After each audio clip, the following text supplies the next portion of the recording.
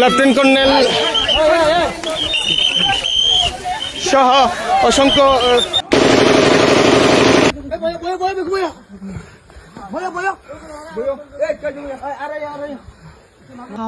मार दियो बागे मार देने आरसो आरसो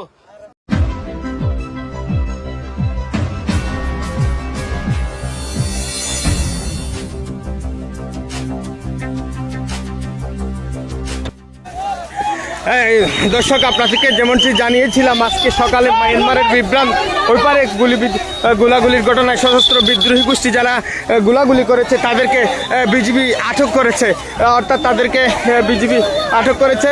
আমরা সরাসরি আপনাদেরকে দেখানোর চেষ্টা করছি। বিজিবির সেক্টর কমান্ডার লেফটেন্যান্ট কর্নেল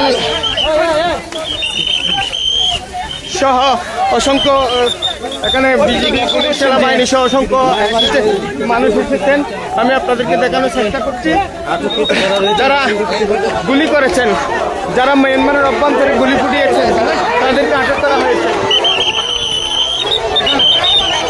স্থানীয়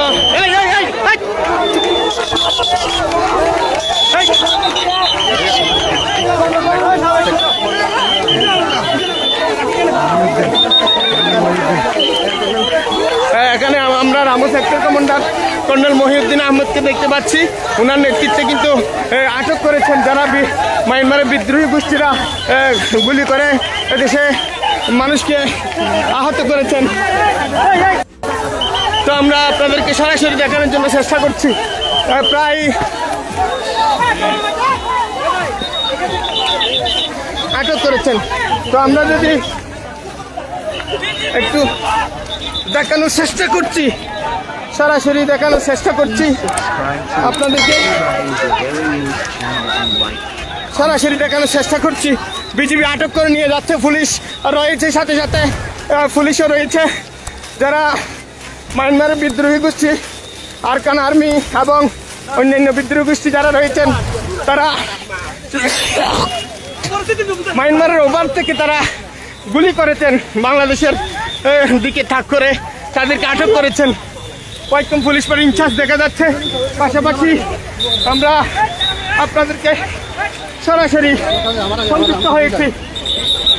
কয়েকজন পুলিশ বাড়িতে তাদেরকে নিয়ে যাওয়া হচ্ছে। অসংখ্য যাদেরকে স্থানীয় ভাষায় মগবাগি বলা হয় তাদেরকে আটক করেছে পুলিশ, বিজিবি এবং আইন শৃঙ্খলা বাহিনীর সদস্যরা তাদেরকে আটক করেছে।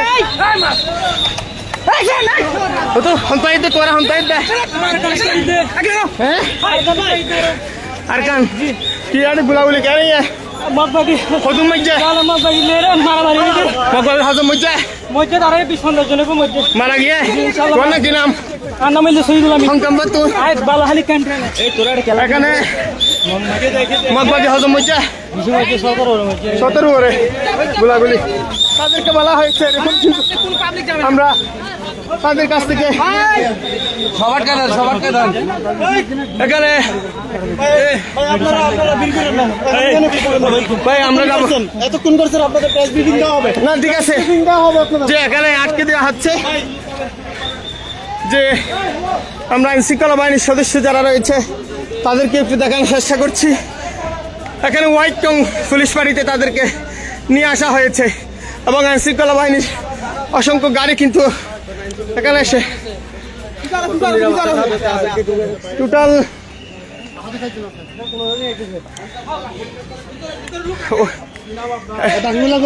কমান্ডার, একজন কমান্ডার আমরা দেখতে পাচ্ছি। পাশাপাশি গুলিবিদ্ধ যারা রয়েছেন তাদেরকেও উদ্ধার করেছে। এখানে বাংলাদেশের বাহিনীগুলা আজকে বীরত্বের ইতিহাস করেছে, কারণ তারা মায়ানমারের অভ্যন্তরে থেকেও আমাদের দেশকে অশান্ত করার জন্য চেষ্টা করছিল, কিন্তু বিজিবি, পুলিশ তাদের সম্মিলিত প্রচেষ্টায় তারা আটক হলেন। আপনাদেরকে দেখানোর চেষ্টা করছি। একজন গুলিবিদ্ধ, 2 জন রয়েছে। আর্মি সামনে তো ক্লিয়ার করো, সামনে পুরো লোক ক্লিয়ার করো। আসলে কয়জনকে আটক করা হয়েছে, কয়জন আহত হয়েছেন এবং গুলিবিদ্ধ কয়জন হয়েছেন, কয়জন নিহত হয়েছেন সেগুলো তারা আমাদেরকে সংবাদ সম্মেলনের মাধ্যমে জানাবে বলেছেন। তো আমরা আপনাদেরকে দেখাবো এবং জানাবো। তবে এখানে ঘটনাস্থলে সেই একদম মায়ানমারের সীমান্ত গেসা এলাকা, যে হোয়াইটং তেসি ব্রিজ থেকে যে গিয়ে তারা এখানে যারা বিদ্রোহ করার, মায়ানমারের ওপারে যারা বিদ্রোহ করে গুলি ফুটিয়েছেন, বাংলাদেশের এদিকে তাদের ছোড়া গুলি এসেছে, যার কারণে বাংলাদেশের একজন স্কুল ছাত্রী মারা গেছেন। সেই জন্য উনি পরিবার মারা গেছেন বলছেন, কিন্তু ডাক্তার বলছে যে মুমূর্ষু অবস্থায় রয়েছে।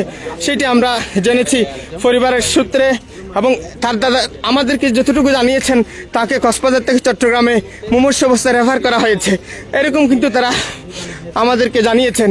তো এখনো সে মারা যায়নি, অবশ্য গুলিবিদ্ধ মুমূর্ষু অবস্থায় রয়েছে। পাশাপাশি এখানে মায়ানমারের কিছু বিদ্রোহী গোষ্ঠী সদস্যরা সেদেরকে আটক করা হয়েছে। কখন তাদেরকে কয়জন আটক করা হয়েছে, কেন সেখানে যুদ্ধ হয়েছিল, গোলাগুলির ঘটনার বিস্তারিত বর্ণনা কিন্তু আমরা আপনাদেরকে জানাবো। তার আগে যদি একটু আপনাদেরকে দেখানোর চেষ্টা করছি, রামু সেক্টর কমান্ডারের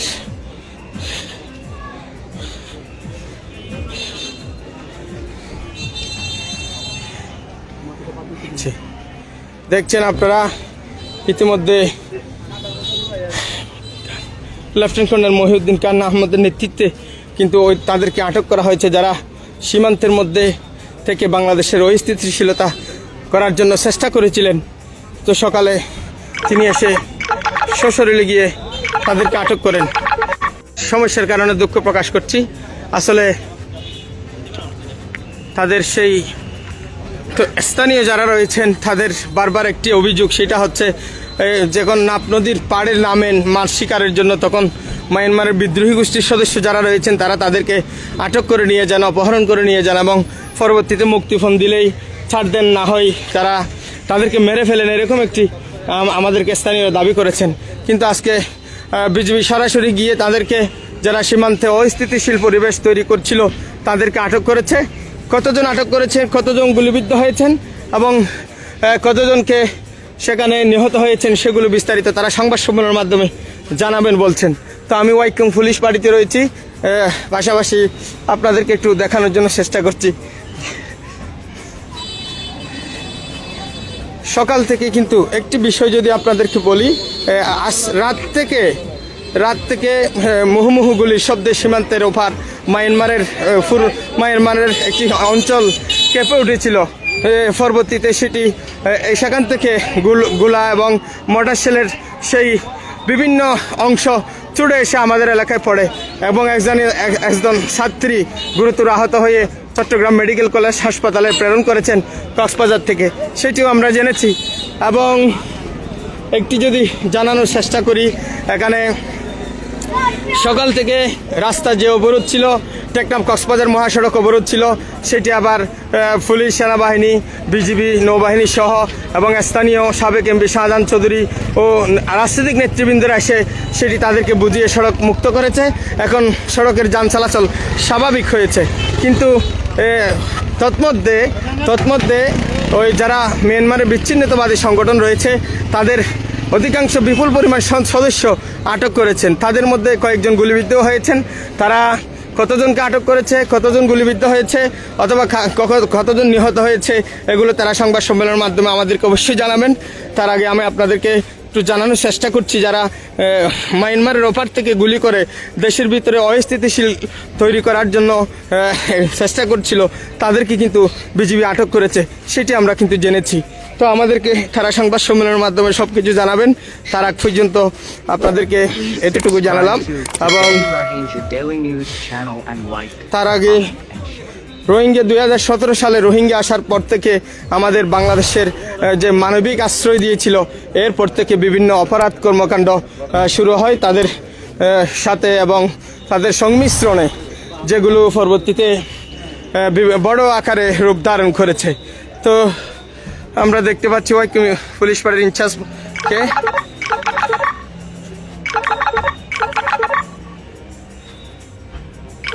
জি এই ছিল